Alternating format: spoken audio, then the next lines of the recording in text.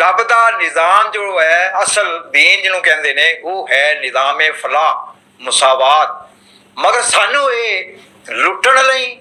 और खजाने नूं अपनी मर्जी नाल खाण लई जिहड़ा है बादशाहीयत ते जमहूरीयत का जिहड़ा है वो वल फरेब दे के अगे रखिया होया है। और ये बड़ी हैरत होती है कि रब दा असल दीन छुपा के फिर उतों हई अल फलाह दिन दे विच 5 वारी जिहड़ा है उस 5 वारी दे विच हई अल फलाह 20 वारी कहंदे ने मौलवी ते मगर बुला के लोगों नूं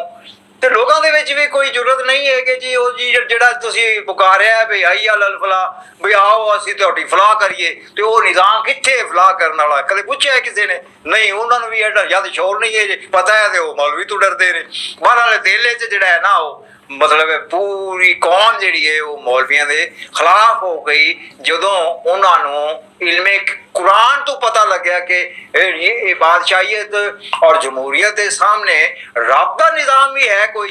ये तो सानू दसदा ही कोई नहीं सी भी रब का निज़ाम भी कोई है लुकाई फिरदे सी। हुण पब्लिक नूं इस गल का पता लग्या तो जनाब वो पहले तो कुछ वोट पै जांदे सी वो हुण तो कोई वोट ही नहीं पिया। हुण एक बहस छिड़ी हुई है फेसबुक के उत्ते कि तीसरा निज़ाम जो है हकीकी निज़ाम ये क्यों साडे तो लुकाई फिरदे रहे। इन्ने महा आलम फाजल वो अपने आप नूं जो है इल्मे अंबिया दा वारिस कहंदे ने अपने आप नूं कुरान दा जिहड़ा है आलम कहंदे ने वो आलमे दीन साडे कोल असल दीन लुकाई फिरदे ने। यानी वो इतना अहम रुकन है कि उस तो बगैर अल्लाह ताला ने अपने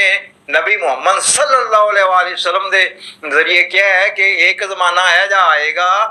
कि लोग तो मस्जिद च आउणगे